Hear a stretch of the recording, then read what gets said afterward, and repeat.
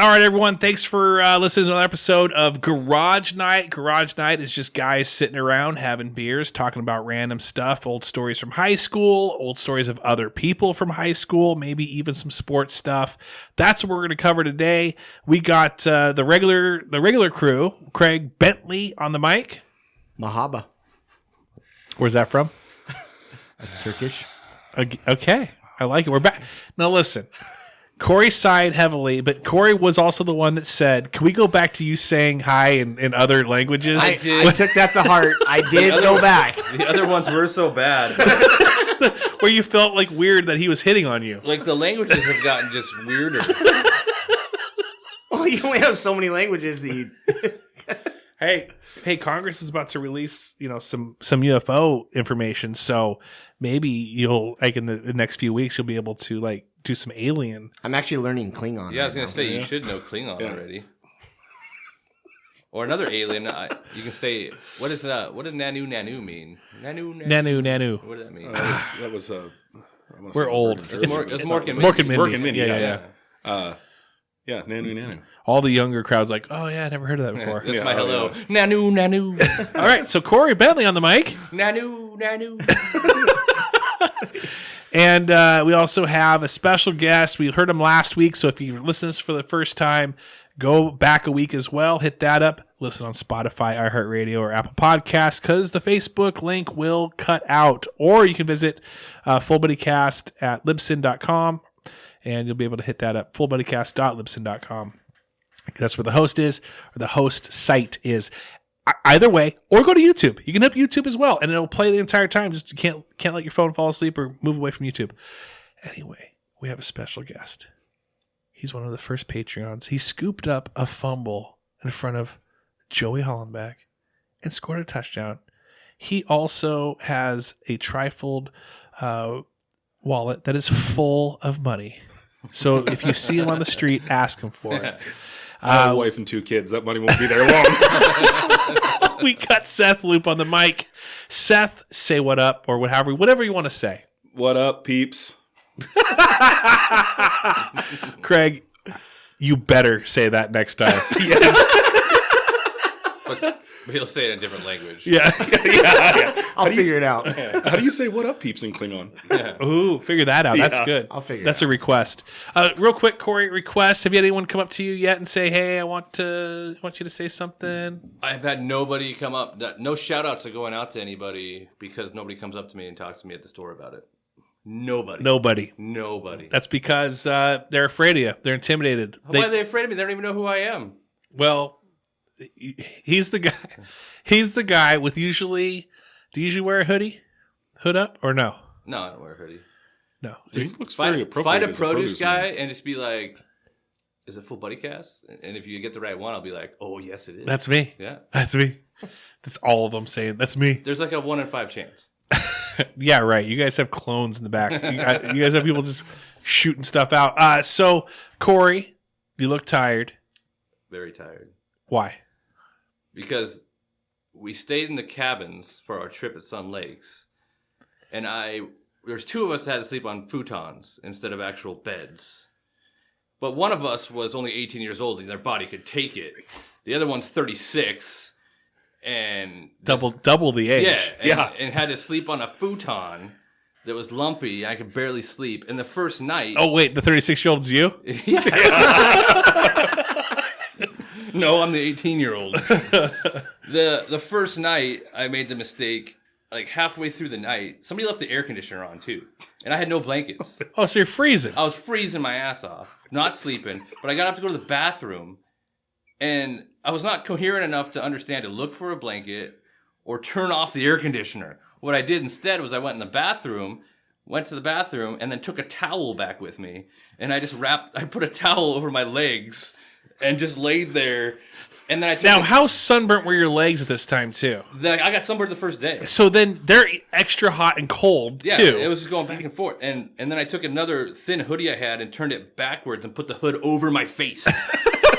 And so I was double hooded, like covered my entire face, Gosh, and I then I hate just those laid nights. there shaking the whole night long. He was still shivering. Still You're on never- the golf course like 10 o'clock in the morning, and he's still like... For some reason, And then it starts raining that day too. never crosses. No, that was the day we got soaked by the sprinklers. Oh, Yep. oh yeah. Oh, yeah. So I slept for like 2 hours. And then you get up and you get soaked by Soaked by sprinklers, sprinklers. so you're even colder. Yeah, but the whole time didn't cross my mind to get back up and just hit the button on the air conditioner for some reason. Dude. I was just, just gonna get back to bed, go back to sleep, and just stay here and shake. So somebody had a bed. You had the futon. Yeah, there's 2 beds and a futon for. But don't those beds like have like a like not a sheet? They have a sheet, but they also have like this like thin like cotton or wool thing, and then they have a comforter on top. Yeah, they took their whatever they were using. Oh, so you didn't even like? And what's even funnier, I slept on top of the comforter.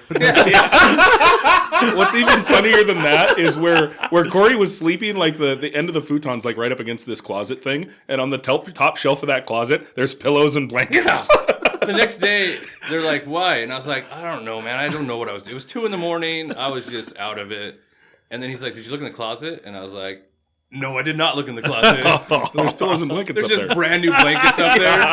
And I was like, and then the next night, I got the blanket out. I'm all excited to sleep, and we left the heater on. Oh, So you're I'm hot. under the blanket, just sweating and sunburned and sweating the second night I couldn't On take a- the blanket off. on a futon, Corey, you're just the type of person that's it's either too hot or too cold. or just too stupid to hit a button on the air conditioner. And that's not even the night I had the most to drink either. Are you looking forward to just sleeping in your own bed? I am. Just like, are you gonna crash like early tonight, like 9 p.m.? 100%. Like as soon as this is over, just like crawl into bed and go to I sleep. didn't take a nap. I got home, I showered, did everything when we got back, and I'm 100% gonna watch Army of the Dead and then go pass out. Are you working tomorrow? Yeah. Oh gosh, so for sure you're sleeping. Yeah. What time do you have to get up for work tomorrow? Not till 7. That's not too bad, but still. Later when we got up this morning. That is later. Yeah. We had to get up to get out. What time are we leaving? It's 7, 8, whatever. 5:30. We're getting up. We're leaving at 5:30. Do they want to beat traffic Is or that what? you or Kyle? Craig? Most of us get up early. Well, I know. I mean, But I said 5:30. He's like Okay. 5. I'm like, if we could be out Set of your here by alarm. 6, I it'd heard be you awesome. say that last night and thought, you are out of your mind, man. Why would you get up that early and start driving? Hey, we were up at 5:30 and we were out of there by 6:10. Yeah, and at 6:10, he's like, "We're 10 minutes late. We need to get out of here." We didn't leave till like 8:45. And the funniest part was I told him, if we get out of here early, we'll stop and Yeah. Soap Lake, get some coffee or something. I just didn't stop at all. Motored home. He's driving. I'm feeling it in the back because the day before is the most I drank by the whole time. Yeah. And I'm like, "So we gonna stop somewhere, And he's like, "No." And I'm like, "I'm gonna drink this entire Pedialyte right now, and I'm gonna have to go to the back. We need to stop." No. So I had to like ration out my Pedialyte so I would make it the rest of the way. It's what you get for having your big brother Yeah. make the rules. Nope, we're going.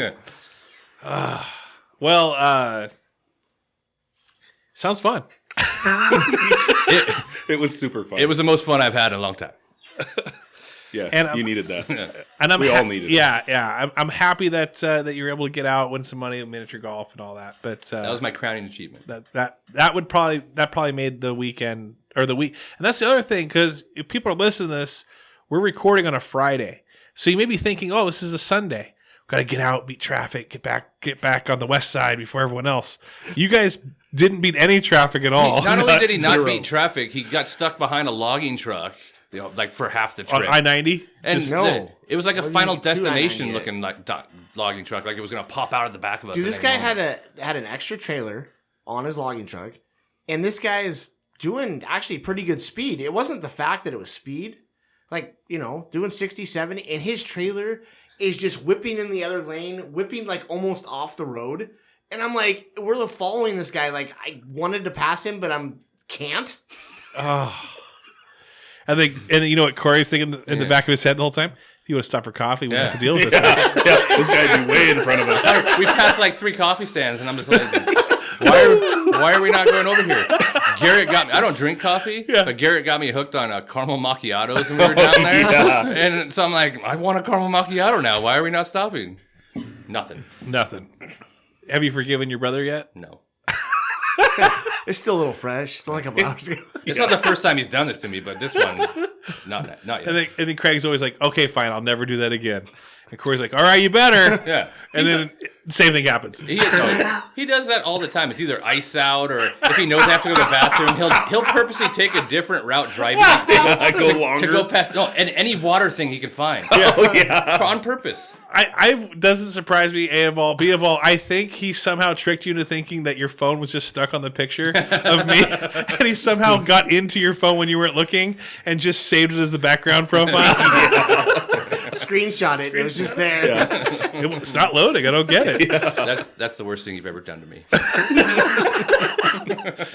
All right, well, we got Seth Loop on, so we're going to jump right into him because he gave us a nice little tease. And it's nice to...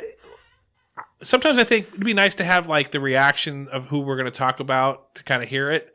But it's also fun when you can just freely say whatever you want without having to have them, be like, oh, no, you're misremembering it.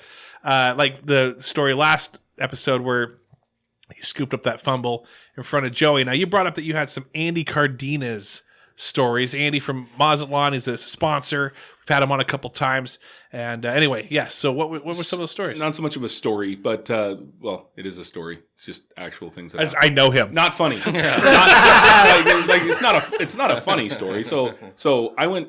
He's not a funny guy, so it makes sense. I grew up in Greenwater. Lived there until I was 18 years old. Just ask his wife. Sorry. Go back. Yeah. Okay, sorry. Okay. I grew up in Greenwater, and there was like 6 of us that were all the same age, and we all go off to kindergarten together, and it's great. Like and then we get done with kindergarten, and the kindergarten teacher calls my parents and says, in a nutshell, Seth's too stupid to go to first grade. Like Seth cannot, he's not ready to go to first grade. So we've got this program.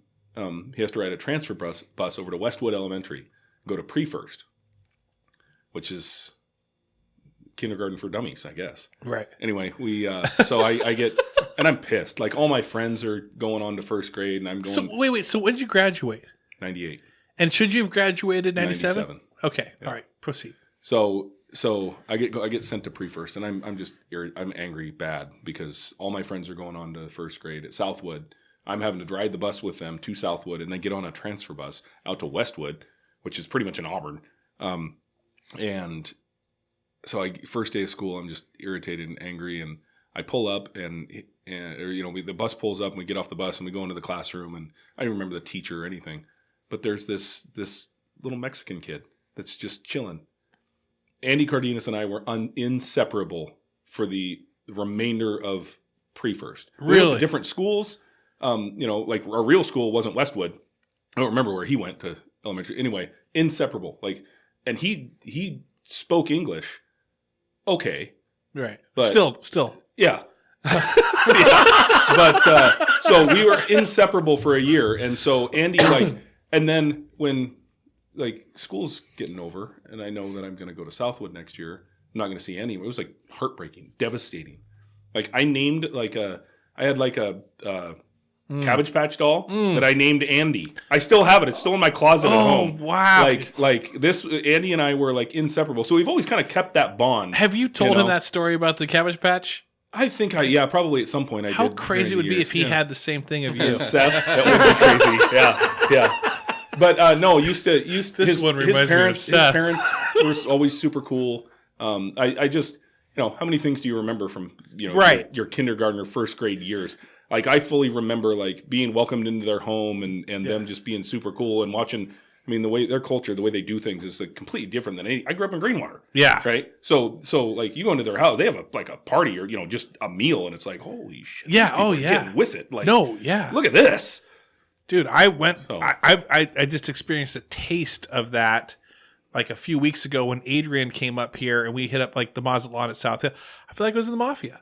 I was just getting whisked to these booths by ourselves, getting the food, getting the comps, it was just like, it was feeling like legit. So I can imagine being And a that's kid. my story about Andy Cardenas is he'll always have like a special place in my heart. In your 'cause he heart. was like So he's like your direct BFF Yeah. forever. Yeah. in Super first, good dude. Pre-first. And then every when- time I walk into Mazatlan and see Andy walking around, we give each other the shit-eating grin, and Yeah, it's big- awesome. yeah. So. Good dude. And then that was 6 years because like he went. You guys didn't see each other to like middle school again or like high school? I guess not. I don't really remember. I don't know. I can't remember where he went to elementary school, but I feel like it was like JJ or something.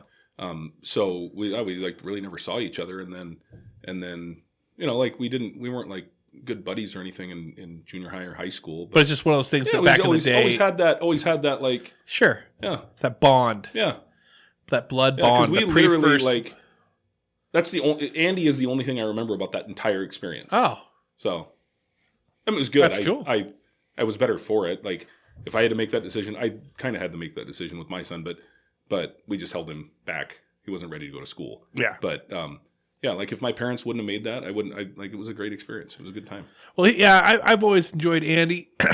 Obviously, it's kind of like Sean. When you get some sponsorships going, you don't really know them too well until you start like being able to go meet and talk and hang out and kind of talk podcast. And now I really enjoy him. At this point, though, he's at that point where he just kind of like stiffs me.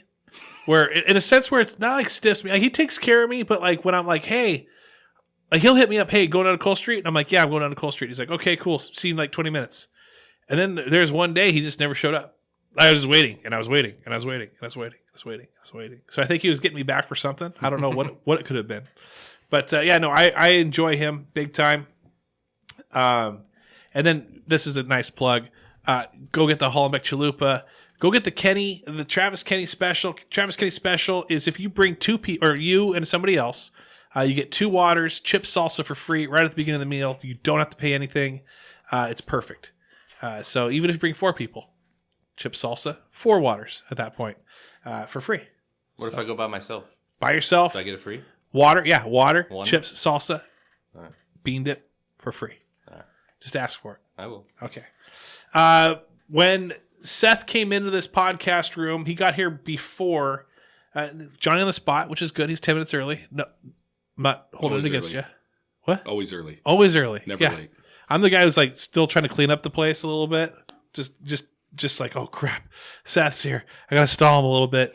And I'm like disorganized more than usual. Usually, and we were actually waiting for Craig and Corey. These guys are usually the ones waiting for me. Well, so we've learned to show up on time because you're usually late anyway. Yeah, that's true. Because we were raised on time was late. But Got it. We had to adjust. Got to keep them waiting. That's what I was always told. But Seth came in. He's looking around the podcast room. Real quick, Seth, when you walked in, were you thinking? What were you thinking? What was your first thought? No, love it, man. Like it was exact. It's a little tight. It's a little snugger than I thought it was. A little from snugger. Couple pictures I'd seen. Yeah. Seen you go live a couple of times in here and thought, oh, it's a little. This isn't as big as I Not thought as big it was. as A lot of people say that. Yeah, no, it's I love it. what he normally gets. Sports memorabilia, Kasey Kahne stuff. I got Kasey Kahne stories too.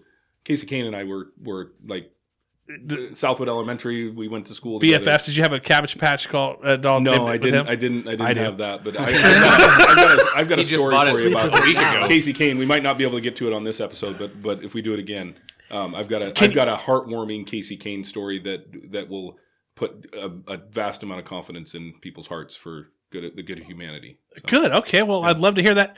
Hey, if you can get him on here at some point, just let me know. Yeah, I haven't seen him in quite a while. You and me and him. Yeah. And he'll walk in and he'll be like, but I'll tell you this story because we're going to talk about, have you heard the story about when I went to dinner with him? No. Okay. I was invited by Zach, his cousin. Yep. Okay. It was back the track night. Now, at that time, I was a youth pastor for a church where, like, when they found out that I loved Kasey Kahne, all that stuff you see on the wall was bought for me by, like, parents and stuff. They would just like, oh, we saw this at Target. We saw this at Fred Meyer. All this. So I had a zip up that had a number 9 on it. Yep. I had a wristwatch that had Kasey Kahne. Yeah. And so I'm going to this thing, back the track, got the hat, got the shirt, got everything. And going there with a friend, with actually another, it was a youth group kid. So we go there, Tacoma Dome, run into Zach there. Might have been texting Zach, and he's like, hey, we're going out afterwards to the Ram out on the waterfront, and Kasey might be there. So I'm like, well, that's cool. I'll just go eat with you guys anyways. So I'm driving there, and he's like, yeah, no, Kasey's on his way. He's come with Ben Craighead, and I love Ben Craighead too. Shout out to him. Yep, shout out to Ben. And then so I go in there, and I'm seated with like 8 people. He's sitting to where I'm sitting right now is kind of like where Craig's at, but move him this way. So I'm like kitty corner to him. And we're there, and you could kind of see that he knew some people. Maybe he recognized me, maybe he didn't. But it was like that like awkward, like I want to be cool in front of him. But I wasn't. He starts doing the whistle song. He starts whistling, and I'm like, that's a dumb song. I gave a look like, that's a dumb song. Like I'm cooler than him, which was probably a bad vibe. Sure, that went well. But the worst part was when I'm like at the table, I'm the only one wearing anything Kasey Kahne like apparel. I look like a super fan who won. What'd you have under the zip up? Kasey Kahne shirt. You had another shirt. Yeah. I looked like I won like some like Dodge contest to sit with him. I think it was the watch. If you would have took the watch, no, he didn't. Yeah, he didn't see the watch yet. And when I reach for the water and my watch pops out when I'm grabbing the water to pour it for myself, he sees the watch, and it's just a number 9 watch, and he just gave me a look like, get a grip, dude. Yeah. I was okay with the shirt, but you're wearing the watch and the hoodie zip up. Oh man, and the hat. Anyway, that was a pretty cool experience to do that, but at the same time, very like you look back on it, you're like, oh, Yeah. So yeah. But then, so that kind of segues us, unless you had any. All right, no, I'll make it quick. So my brother about 12 years ago was diagnosed with non-Hodgkin's lymphoma, blood cancer, never goes away, but needs treatment. So one thing about the food service industry is nobody has health insurance, like at all, and they're offered it, but it's astronomically expensive. So he's never had insurance. So he spends like a month and a half in the hospital. I mean, he's got $25,000 in medical bills. Like it's bad, and has no idea what he's going to do. So we all get together and we start talking about, hey, what can we do? Can we do some sort of fundraiser event? Yeah. So we ended up putting together like a live auction. We got a buddy that does auctions, doesn't do auctions. He can auctioneer. Okay. Anyway, so we get this thing, kind of rolling and somebody at some point like got a hold of Kasey's dad, who was still living here in town, or Kasey's mom. Anyway, they heard about it. They get a hold of Kasey. Kai Loop, really sick, astronomical amount of medical bills. Kasey, like, I'm in, like, let's do it. Let's do something. So he sends out like his helmet from the Daytona 500 autographed. Wow. And his fire suit from a race that he won at Charlotte. I mean, he sends out a bunch of really, really cool things. Rare, cool things. And I mean, it's awesome. Well, then, like, we had the auction. Kasey Kahne stuff was like right at the height of when he was being very successful in NASCAR. All his stuff sells like hotcakes. So people came to this auction just because they knew there was going to be Kasey Kahne stuff there. Wow. So make a bunch of money at the auction, made like $17,000 at the auction, which is great for, it's a one-time event. We did it at the Commons at the high school. The high school just got the Commons built. So we like 2 weeks later, Kai gets a letter in the mail, like a letter-sized envelope, and it's Charlotte, North Carolina, or wherever. And he opens it up, and it's a handwritten letter from Kasey to my brother, and it says, Kai, just wanted to let you know how important it is to me that you get better. Talked about like when we were kids in high school or in elementary school, he was talking about how I was always a captain for the football teams at the when we were playing two-hand touch and stuff. And so, you each picks, I want so-and-so, I want so-and-so. And I always picked Kasey Kahne because he was fast. He was a little shit. Yeah. He was tiny, but he was fast. Yeah. So he talked about that in this letter, and it's handwritten. I mean, it's like chicken scratching. Like his handwriting's okay, but not great. And he said, and then if you open this other envelope, I hope this helps. And he freaking opens an envelope, and there's a check for $10,000 to my brother, and said, I hope this helps with your recovery. And it did. He beat it, and he's good.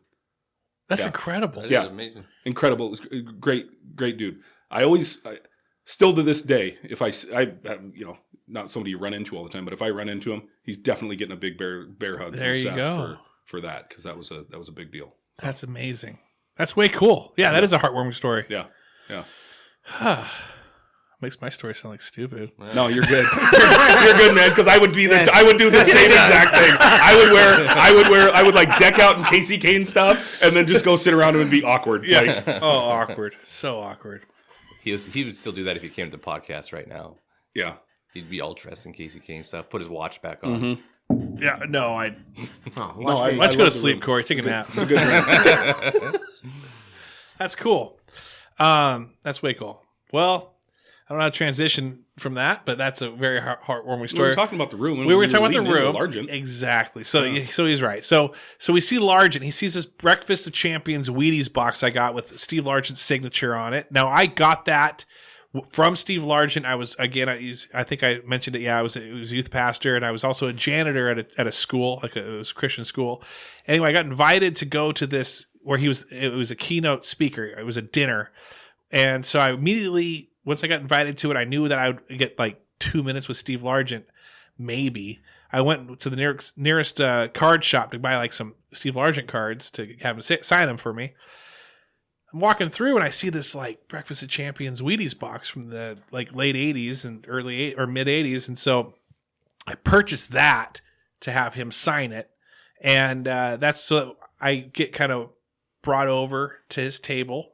And he hears that I'm the janitor, and he shook my hand, and he's like, "Oh, you're the janitor here?" I'm like, "Yeah." He goes, "Cool, yeah. Can I sign that for you?" I'm like, "Yeah, please, yeah, it'd be great." And he goes, "Oh, great. What's your name?" And I go, "My name's Travis." And he's like, "Okay, cool." And he's like, "Hey, just so you know, my kids go to a private school, and they love the janitor. Like they love the janitor more than the recess teachers, more than the teachers. The guy's kind of about your age. I was probably about 24 at the time, 25 at the time.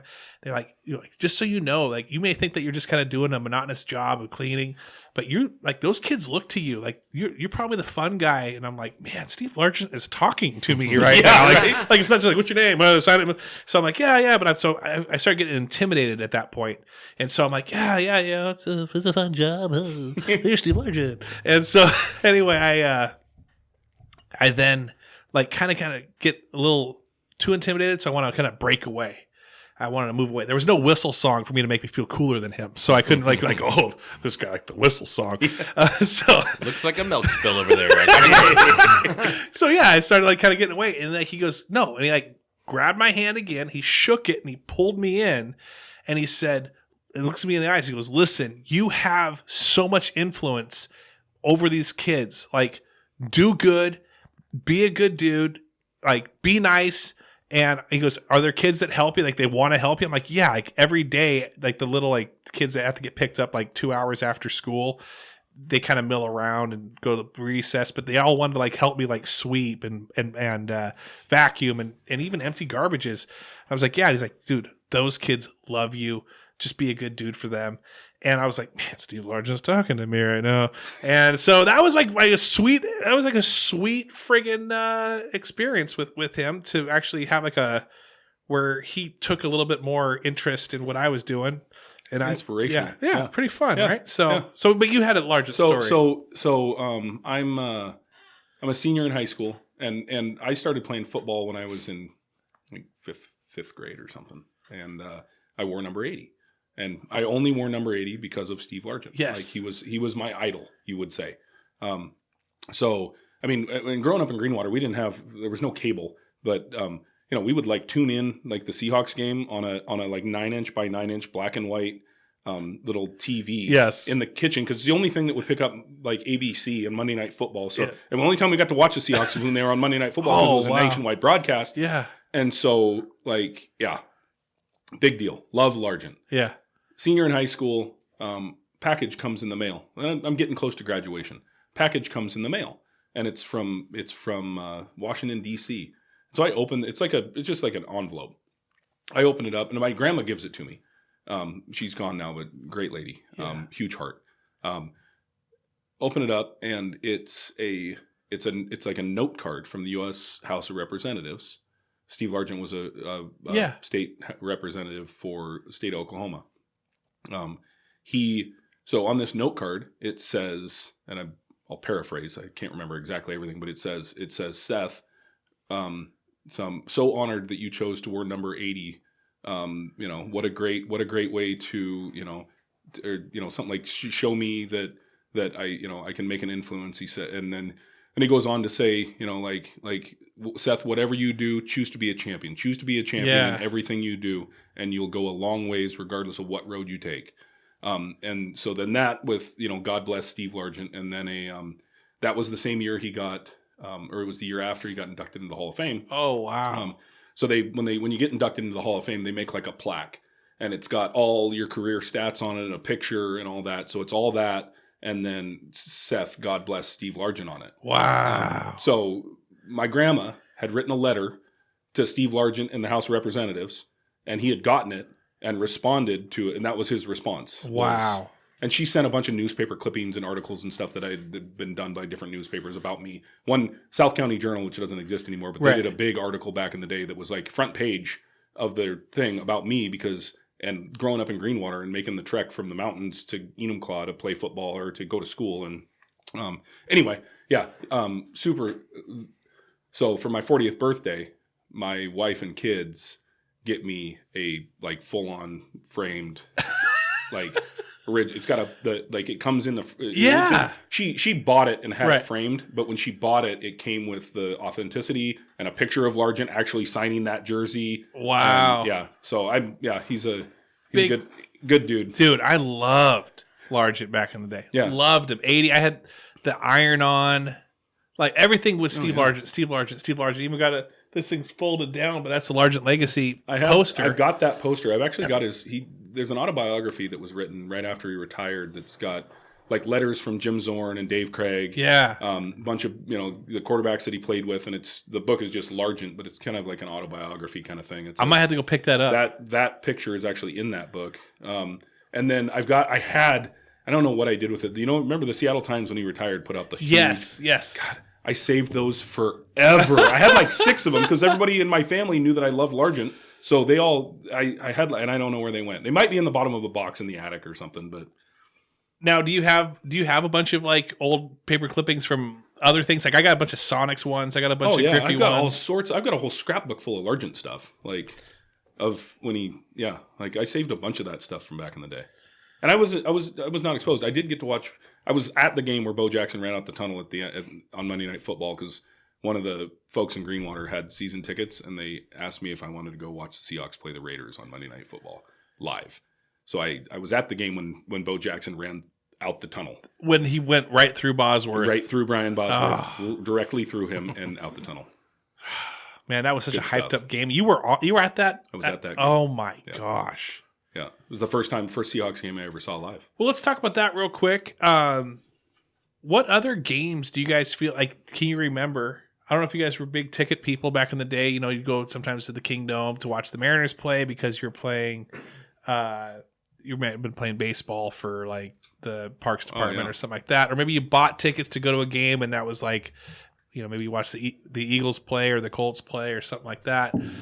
I'll do mine, get you guys thinking about yours. I was at the first game ever at the Key Arena. It was a Sonics versus the Lakers. Got tickets for that. Now, if you went to the Seattle Coliseum prior to that, which I had done as well, everything was kind of further back. I think it's because of the hockey and the other stuff that they had going on in that arena. But this one was primarily, I want to say Key Arena was primarily for the Sonics. And so everything was very forward. You could actually, like, even if you had bad seats, you could actually see the game still. And so that was a big thing for me. I was there back in the day when I think the Mariners got in a huge fight with the Brewers. Like I think it might have been. I remember that fight. Enumclaw, like it was Parks Department. Parks and Rec baseball night. You gotta walk beforehand, walk the bases, and then there was a massive fight. Yep. Bench clearing brawl. And we're just like, and I also remember this guy named, I think Fox. I remember razzing players in the outfield from for other teams, just screaming at him. Just some sixth grader, fifth grader, just screaming at him. Did that. Went to this championship game for the Niners and the Seahawks with the tip, Richard Sherman, the tip thing. That was a fun game. But yeah, Griffey's returned back when he was a Red. And they were all Cincinnati Reds, and dude, that was absolutely emotional. It's like probably the only time I've ever cried or teared up at at a game, just hearing he's coming in. I remember booing A-Rod. I remember booing some other players that came through. There were some that you didn't boo. Randy Johnson was one of those guys you didn't boo. But when Griffey came back, it was just a standing ovation. And it was just like the entire stadium is filled, sold out, and just standing ovation when Griffey would come up to play. Oh, man, I was in tears. It was just so emotional. Anyway, those are my bragging type things. What, you guys have any of those that you've been to a live event? I remember we got to see Durant play. We went to that game his rookie year when he was still with the Sonics. That was kind of cool to see him. And I remember before the Sounders, when I was playing soccer when I was younger, you had like professional soccer teams, but it wasn't like the Sounders are now. It was kind of like what the Thunderbirds are to hockey. Yeah. They're like, and we got to go sit on the field as the game was going on and be ball boys for one of those soccer games. I remember that was super cool. Really? Being out there and doing that. But other than that, I just went to games, but nothing. I don't remember anything crazy happening at any like Mariners games or Hawks games I went to. Craig. Sorry, I'm getting blown up over here too. No, so I definitely remember a lot of the walking on the bases for baseball. Yeah. I mean, that was like a yearly thing, if not more than that. So I did go to a lot of Mariners games when I was younger. Football for me was always, I went to a preseason game. But other than that, until 2 years ago, I had never been to a Seahawks game. And I was always, would watch it at home. Just because for me, football was always fun to be at home. But then the Eagles came to town, and somebody asked if I would like to take some tickets, and we made a day of it. And I mean, it was a fun experience. Even though I went mostly because I'm an Eagles fan, I also do enjoy watching the Seahawks. So the day itself was a fun day. You go to places down by the stadium, hang out before, do the whole kind of tailgate thing. It was a Sunday night game. I went to that game too. Yeah, Wentz was quarterback. Yeah. Yeah. Yep. So It's a good I think we lost. No. no, you guys we won. Seahawks won. But it was. I mean, it didn't matter at the end of the season. But it was a good game. We held up the It was trophy. it was a good competitive. It was a good competitive game though. It was. It was bad until about the third. Yeah. End of the third quarter. But, I didn't know what to expect because you hear stories of people that wear opposing fan stuff, blah, blah, blah. And you know what? I sat around all Seahawks fans, and they were super cool. Well, yeah, that's because we're in Seattle. Yeah, Passive aggressive city. It wasn't in Philly. Yeah. So, no, that was... Complete opposite. Yeah. If you wore a Seahawks jersey in Philly. Seahawks game in Philly. Oh, Oh my yeah. God. Yeah. Yeah. They'd still be cleaning you up. Probably. Seahawks fans are like, oh, this guy doesn't like, this guy likes whipped cream in his espresso. Oh, what a loser. So, yeah, other than that, there's not a whole lot. This guy doesn't own Bitcoin. Yeah. Which is a good thing now. Yes, it is. I saw that. We missed that whole thing. It was not. Yeah. Wasn't happening. We were on vacation in very limited cell service. Are you a Bitcoin guy? No, God no. Yeah, me neither. No. I don't have Bitcoin. But Crypto? I have freaking Dogecoin that tanked. Oh yeah. Yeah. Dogecoin. If you had Dogecoin, you wanted to sell it like 3 weeks ago, and it was like. I'm just gonna way hold up it there. forever now. Yep. It's just like, you're like everyone else has been scorned by it. I don't care. Yep. Yep. I don't care. I'm gonna forget that money's there. No, don't look at me. I don't Didn't do it any either. of that. No. That's why. We have brains. The future's Just in, kidding. the future is in all my weed stocks. That's where it's at. I'm gonna start buying stocks in trifold wallets because I feel like they're gonna make a comeback. All right, so that was a fun trip for Yeah. you. Other than that, I haven't did a whole lot of stuff. It's pretty boring. I forgot. Here's another braggy one. I forgot. I went to two things. Sahali, when the PGA came through and got to see Tiger Woods. Not meet him, but you got to see him like when he was like in his prime, like 96, 97. And he was just amazing. Also was at the Fail Mary Monday Night Football game where Golden Tate went up with... And did not catch a football, but we had the replacement refs. And they thought he caught a football. And you know what? Once that guy put his arms in the air, It's in. it's a Good. win. It's a win at that point. The other guy was like ready to wave it off. The other guy put his arms up, touchdown. We took it. Yeah. took it. It was great. I actually went with a Green Bay Packer fan, and I pre-funked in Green Bay Packer like parking lot, which again, surprisingly nice. And I was wearing a True Font jersey, so I wasn't. Yeah. So, and now for you, I've never that moment when I was in the Kingdom for that, which is that's an amazing. iconic That's play. Sweet. Like It's still the talked build about. up to that, like Bosworth versus Bo Jackson. I got an opportunity, but so the Seahawks put on a like an elite football camp, so they didn't want like toddlers showing up to this football camp, and I signed my son up for it. And so we go to CenturyLink. I mean, it's at CenturyLink Field. Like, how cool is this? Like, a chance to just go, like run around and do, quarterback be on the things field. So show up for this camp, and there's like, okay, so the parents can come and sit up in this one section, and it's just huge. And there's probably 100 kids on the field, and there's probably 30 of them are quarterbacks. Well, so they're out there doing quarterback things with like former professional players, a couple of former Seahawks, but nobody that like you would know.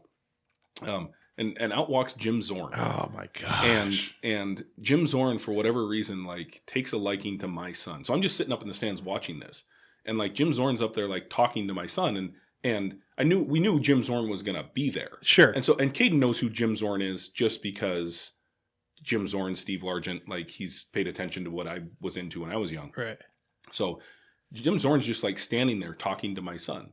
And then pretty soon they're like throwing a football back and forth. And then pretty soon, like the whistle blows and they like bring all the campers down to the far end of the field, except for my son, who's still like he started walking that way. And Jim Zorn just reached out and said, no, stay here. You're going to stay here with me. And so my son stood there for like 15 minutes and played catch with Jim Zorn. Wow. With Jim Zorn, showing him, how to throw. This is when my son wanted to be a quarterback. He gave up on that shortly thereafter. But I've got a picture of my son playing catch with Jim Zorn from like field level, looking up with all the flags, all the NFC Champions, Super Bowl flags and stuff in the middle of the century. Like, pretty cool. That's was it blowing your mind? Were you just like, I can't believe this? So it gets the camp's over. They talked for a long time. The camp's over, and you have to like go down the tunnel and go around to like meet up with your kids. And I walk down and like we're waiting, there's 100 kids coming off the field, so you're just like waiting for your kid. Anyway, like my kid is like 6 inches taller than normal, and he's just like has just this bounce. And he comes up and he's like, I think he was like 14 at this time. He comes up and he goes, Dad, I fucking played catch with Jim Zorn. Just like that. I couldn't say it. I just gave him a hug. I was like, yeah, you did. Holy shit, how was that? My amazing. goodness. He's the nicest guy. Wow. Anyway, that's not really the going on to like being at a big game. But no, or whatever, that's but that huge. Was huge. Yeah, that was huge it was a huge confidence thing for him. Like he always like that. Yeah, we've got a poster sized. Yeah, it's just a moment you always remember. No Yeah. matter what. Yeah, wasn't me. I never got to meet Jim Zorn, but I tell you what, that was pretty cool that he took the time to take my kid aside and yeah, that was like like you get those moments in life where you feel like this is a life moment. That was definitely a life moment. Wow. Well, he caught the ball from somebody that Largent caught the ball from. Yeah, Right? that's a good point. Yeah, That's a great point. Yeah. And were they doing end zone passes or just back and forth? No, they were just standing there, and like he was just like he was 15 telling yards them how to away. point your toe at what you're throwing at, and and like how to pull down on the football instead of floating it and leaving it and letting it go back here, like pull down on it to get a little whip on it, to get a little more zip. He told him you should actually hear the football leave your hand. You should hear a little pop when it leaves your hand. And that's how hard you need to snap your wrist down and pop the football out of your hand. I'm gonna do this now with my Nerf football. See how it goes. Dude, you throw them a long ways. I never got that close. Did you scream? Is that what you're going to And listen the for? screamer Yeah, the with, whistle. with the little tail, the little tail at the end. Yeah. I hated that for Flyers Up. When someone showed up with the tail, like, we're gonna play Flyers Up. I'm like, all right, sweet, I love it. And then it would have that little whistle thing on it. I'm like, Well, and the this isn't a tip is real so football. hard. Like if you don't catch it and it hits you in the eye, like it's done. It's over. Like those things are that you could throw them a mile, but they are hard. You want to know the closest I ever got to that is I caught passes from somebody who caught passes from John Kitna. Wow. Closest I ever got. Fancy. Who was that? Yeah. Just some rando? Now is that Cash? I'm sitting Oh at, yeah. I'm at Muckleshoot Casino for lunch when we were building that place, and I'm standing at a blackjack table. Like we were working on the first Muckleshoot Casino, standing at a blackjack table, and I look over and I see the guy, And I look back, and he's got like an entourage. Yes. And I look back again, and my boss comes up and goes, "That's John Kidna." Oh, it was John Kidna. That's John Kidna. Wow. And I hated John Kidna. Oh, you did. Everything about him, and the yeah, and so Still. and so, So I you look walk up over to him, to you're this like- day. I look over at John Kidna right at the same time he looks over at me, and I go, "Huh." Back to playing blackjack. Really? Yeah. Wow. I got cussed out by Mike Blowers. I've heard that Blowers is yeah. Yeah. As- Played at blackjack with him. oh yeah. And I was like with my buddy, and we were just talking back and forth, and all of a sudden he's like, hey, what's your name? And I go, Travis Kenny. And he goes, oh, Travis Kenny, if I were you, or no, if I was your friend, I'd tell you to shut the fuck up. By Blowers? Yeah, Mike Blowers. Wow. Yeah, he's like, I'm like, oh. He goes, yeah, you're getting kind of annoying. Because I'm just over here just chatting with my buddy, just like, oh, good hand. Hey, what's your name? I thought he took total interest in me. It was after a Mariner game. He's wearing the same polo shirt that it's unbuttoned, or dress shirt it's unbuttoned. I'm watching the Root Sports replay. Oh, so this is like fairly recently. This was like 3 years ago. Oh, Yeah. okay. I thought this was like when he was playing. No, this All was, right. no, this is I guess like, you wouldn't have been a blackjack table then. Yeah, no, yeah, he's like, what's your name? Travis Kenny. Oh, Travis Kenny, if you're my friend, tell you to shut the fuck up. And that hurt my feelings. And I said, well, you suck on Root, buddy. Did you? No, I didn't Oh, say that. that's absolutely what I would have said. I would have said, well, somebody should probably tell you should stop calling baseball games because you're not that good You're not at that it. good. And your name is spelled Blowers. Yeah. But what is it when I go buy something at the hardware store? That's a blower. Yeah. Your last name is Blowers, buddy. That's what Wasn't he supposed to play softball with us at some point? Because somebody There knew was, who he yeah, was. there was a point Yeah. where somebody had a connection there, and he was going to come play softball, Yeah. but then they were like, "Listen, this is like rec league softball. He can't play softball with you. Yeah. Like It's not allowed. just- you can't be crushing a things. former professional athlete and come play softball on a rec team. That would be funny. The other He was never that good at baseball either. yeah. No. So if you're listening to this, Mike Blowers. yeah, Mike Blowers. Remember Travis Kenny? He just got you. You suck at baseball and talking about baseball. Yeah, you shut the fuck up. The door just opens. Oh god. Places walk-up music, whatever it was. I like Mike. Hit me up. Yeah. Did you know him? Is that how you do it? Oh. It was no, somebody, somebody else. on the team. Somebody on the team. I think it was Brian. Yeah. Yeah. Richard Sherman played craps with Richard Sherman as well at the Muck. Did he And- tell you to shut the fuck up? No, Nice guy. dude, it was just me and him Yeah. on the craps table together. I actually won on the roulette table 5 minutes before. I played always Seahawk numbers, so 25, 31, 24, 3. Anyway, hits 25, and I'm like, Richard Sherman. I just yelled out because it hit. I got like an extra $200 in my pocket. And then, no joke, 2 minutes later, who walks by me? It's going to the craps table. It's Richard Sherman.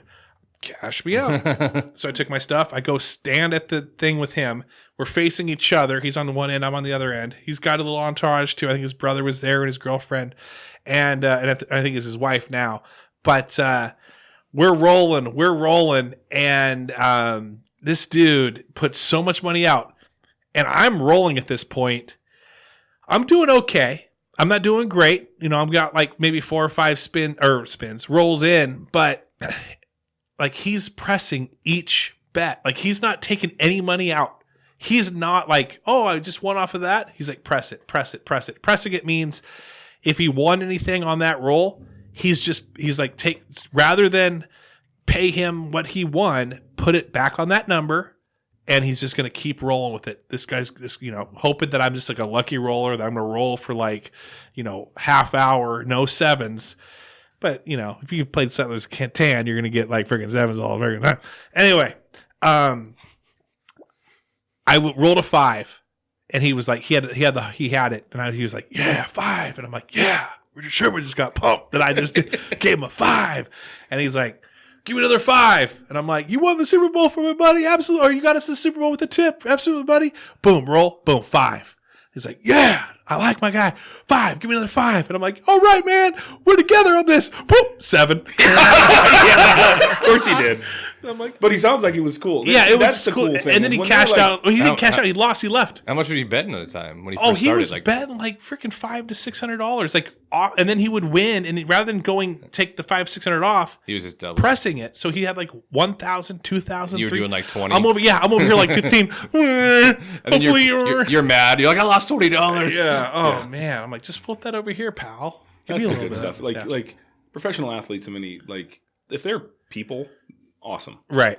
But if they're assholes, Yeah. like, listen, fuck you, buddy. Yeah, Mike Like, Blowers. yeah, I don't Back know, at you. I don't know who you think you are, but because you were good at hitting a baseball, Yeah. or like, Playing That you're friggin' better.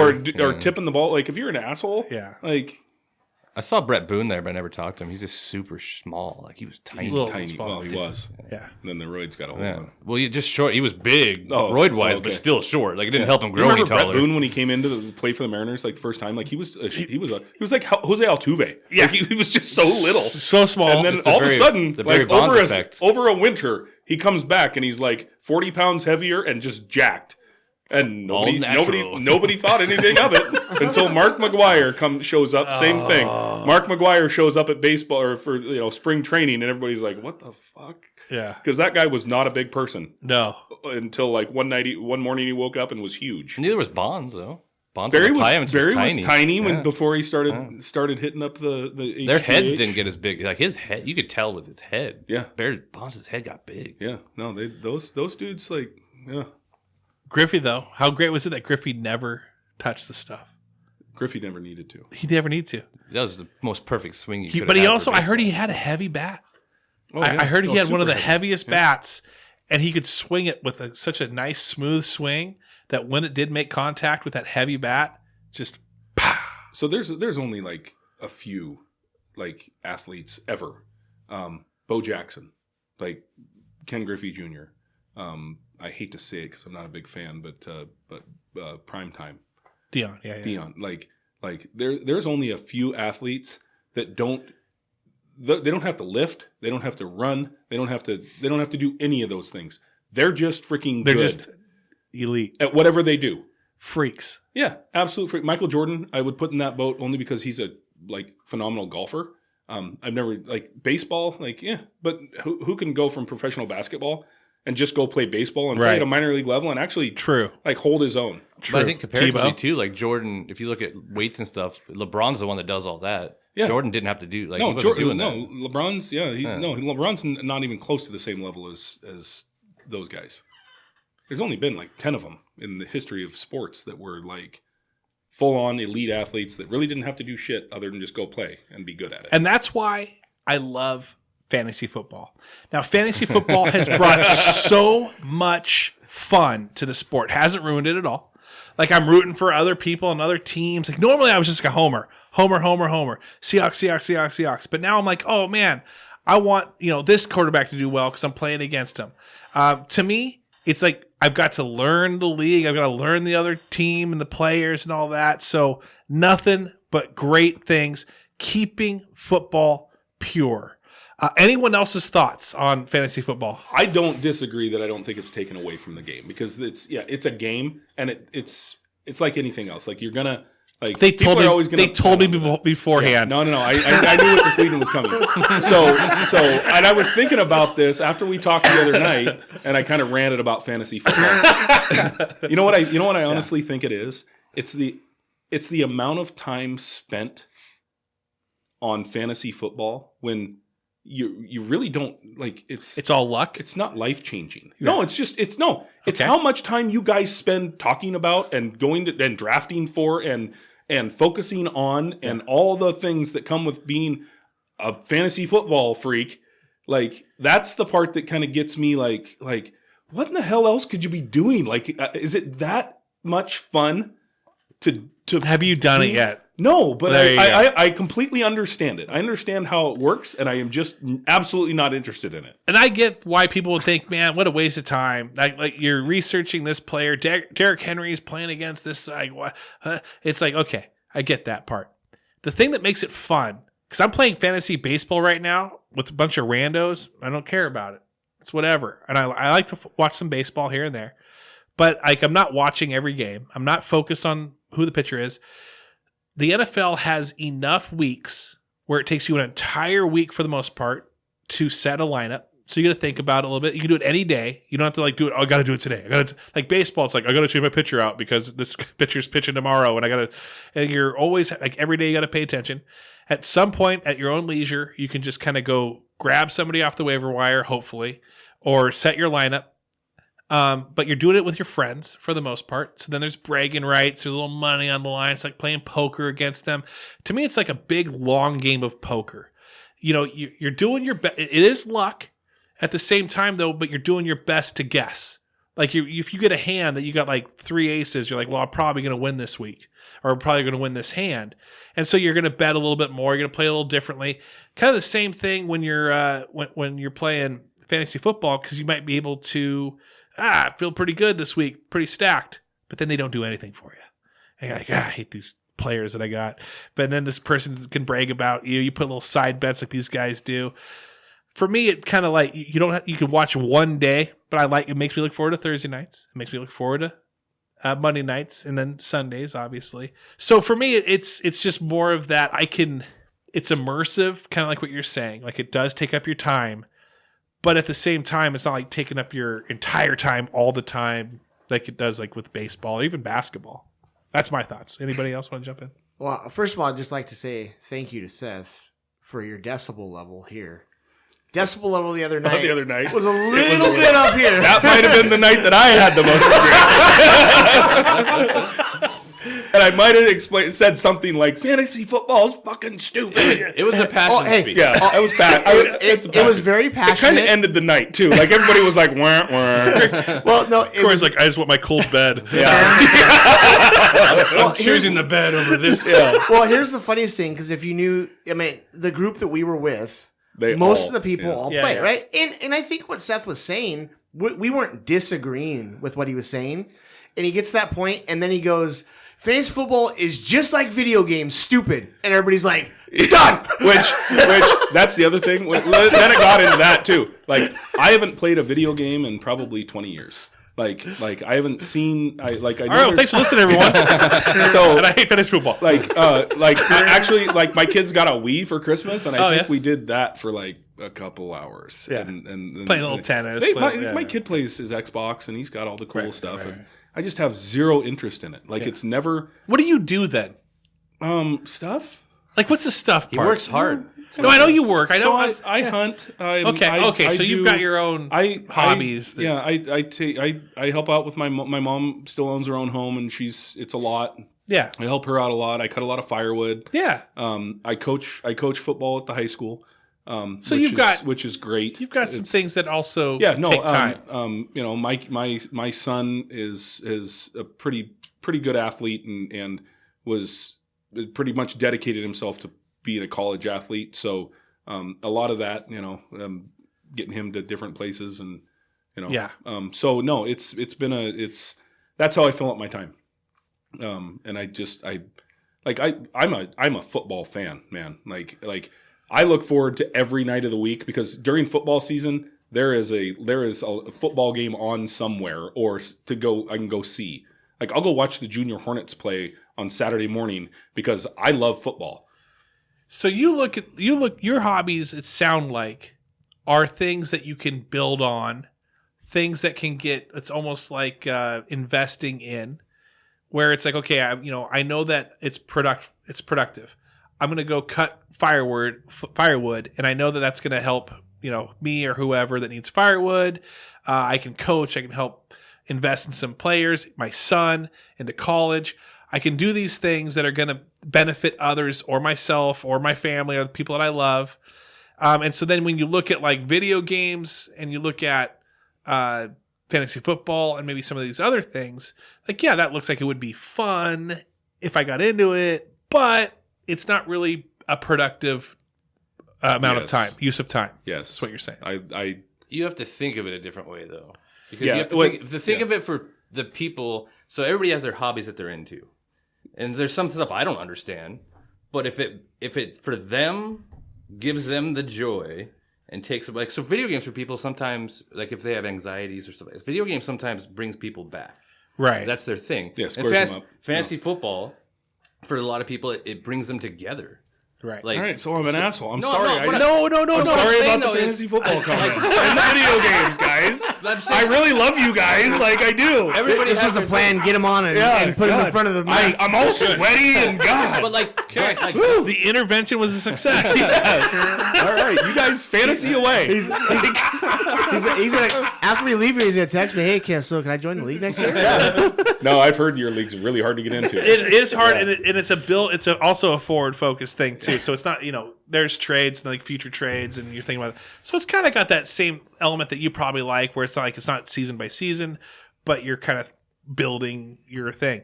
But I also understand you got a lot of things. It sounds like that you're also preoccupied at your time as well. I do. But you have stuff that makes you happy, and that's what. And that's And it builds you. that's the thing. And to me, like fantasy football or video games have never been a thing that would like It wouldn't fulfill what spark you my wanted. interest Yeah. and made me feel like I would.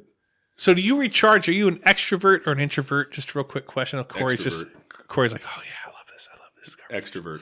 Extrovert. So you get around people, it just builds you up. You're high fiving people. You're enjoying people's time. Yep. So when you're hunting, you're going out hunting. Is that with people, or is that usually by yourself? So I go pheasant hunting over east with some buddies. Yeah, okay. That's fun. It's kind of like this weekend when we go do that. Yeah. Or this week when we went golfing.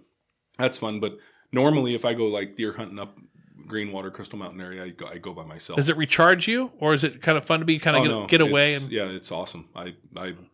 so you do enjoy some elements of being by yourself. I'm not a religious guy. But like I feel closer to. It's very spiritual on a mountaintop. Yeah. So that's probably my favorite thing is going Being alone, shutting the phone climbing off. the top of a mountain and not seeing a deer or an elk or whatever it may be that I'm looking for. Like but being alone. Yeah. Like that. I love that, but I'm an extrovert. My wife hates it because I'm like, let's go do something. Like, Yeah. let's go. Like, there's people there. Let's go hang out with people. Let's go have she's some like, fun. Let's have I'd rather sit on the conversation. couch and watch a movie. And I'm like, Yeah. no, Yeah. Get out. You got 30 Get out. seconds or I'm going without you. Well, that's cool. I like learning that. Corey, what about you? What did you say? Introvert, extrovert? 100% introvert. That's how you recharge. But you have fun on the like I you can like go out and do stuff. So he likes the rarity of being alone. That's fun for him, but that's not he's doing every weekend. Yeah. For you, it's like, yeah, I can go out and have fun, or I can be alone, and every once in a while I'll have fun going out and doing things. But that's not an every weekend thing for me. Yeah, it doesn't have to be. I should do it more than I was doing. Like I was probably too much introverted at certain points, but that's how I relax for a lot of things. Yeah. Especially I'd work around people, and then I'd be like, I don't want to talk to any more people. For a little Yeah, I bit. don't want to Right. see people. Right. But yeah, when I'm out, it's not like I'm not having a good time when I'm out in the moments. Yeah. Craig? I'm gonna take the easy way out. I'm 50-50. Okay. Right, Yeah. right. I think right I'm in the same middle, way, but right in the middle. Because I'm a very sociable person. Like I said, Yeah. a lot of times, most of the time, I would rather just hey, with somebody's place, let's go do that. Let's do this. But I still have that time where I'm like, I don't care who's there. I don't feel like doing nothing. Right. You know what I mean? Craig- And I don't need to meet newer people all Right. the time either. Craig's the dude that goes out and signs up for the little cornhole tournament at Right. work. Because we work, our desks are 15 feet from each other. See, I work. Yeah.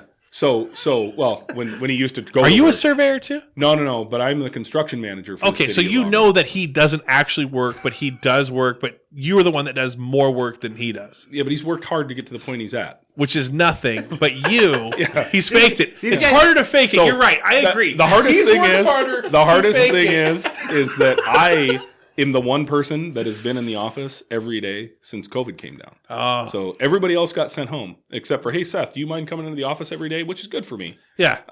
But As an introvert, as a guy Craig who likes people around, you're like, Craig and I cross paths via Teams meetings or Zoom Yeah. meetings Oh, or yeah. whatever. We cross paths, and he's usually present. Yeah. So But he he's shows up for some stuff. He's also in shorts in his living room. Seth is about 9. We talked about this 9-10 months ahead of me as far as at the employment. city. Yeah. gotcha. And but he was actually a big part of mentioning my name when I got on. oh, really? yeah.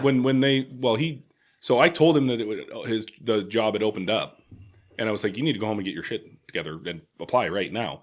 And then I went into the boss's office the next morning and I said, hey, you're going to see an application for a Craig Bentley. That's the guy you need to hire. And he's like, what? Like, hadn't even seen the application. I'm like, no, that is the guy you need to hire. That guy is a perfect fit for this job.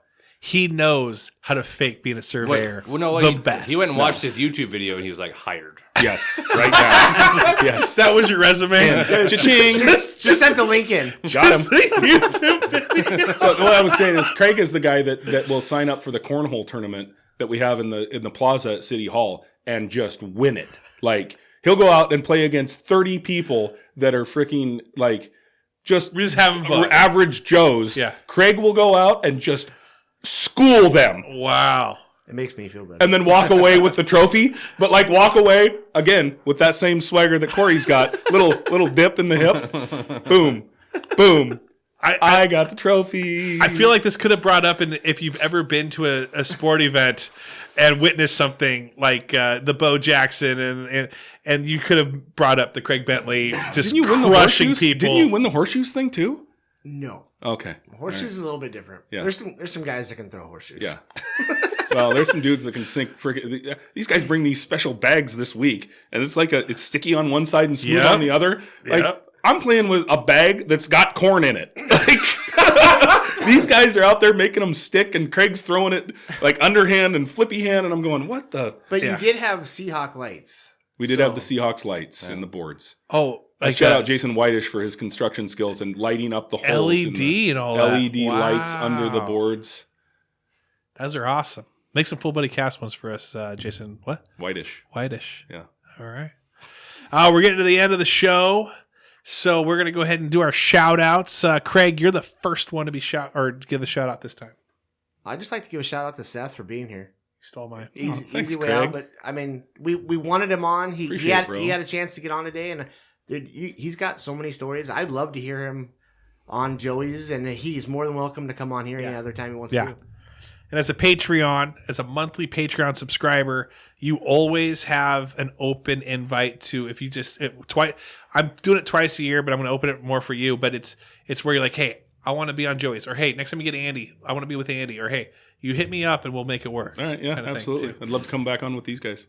All right, and then Seth, I'm going to do my shout out or Corey after this, but Seth, I want to shout out you too, if nothing else, for the fact that about 20 years ago, you scooped up a football ahead of Joey and ran it in. And if you want to know that full story, go back to the way Joey told it, because it is exactly the way it happened. Yes. But I don't think of this is probably my favorite shout out. I only wish at some point you maybe spiked the ball after the touchdown and it bounced right into his nuts. Yeah. Like something to where it also hurt him a little bit more. Yeah. Like that'd be the worst, to have your hopes just dashed and then get injured at the same time. Joey's a great dude. He is. I tell you what, you want to talk about a teddy bear. He is. Yeah. Like that kid. Yeah. Another one that's got a special place for me. So. That's good. Corey, who's your shout out? Well, we're starting our softball season now. And so I'll shout out our sponsors who are actually doing it for us. Sean again, Cole Street Brewery always gets on here, but also White River Tree Service as well. And our softball season's going to get going here. And this last week we confirmed that somebody else is playing with us this season that wasn't thinking they could. Yeah. Is that Seth? Do the best I can. And my 18-year-old son really just destroys a baseball. I can't imagine what he's going to do to a softball. We need to get younger, so it's very good that he's got. Yeah, and he can play shortstop. Yeah. And then Seth, your shout out. I'm going to shout out Scott Eilertson. You guys wouldn't know him. I coached football with Scott at the high school. A very, very passionate individual that because he's an inspiration. A very positive attitude all the time. Deals with a lot of stuff, but has a positive outlook 24/7.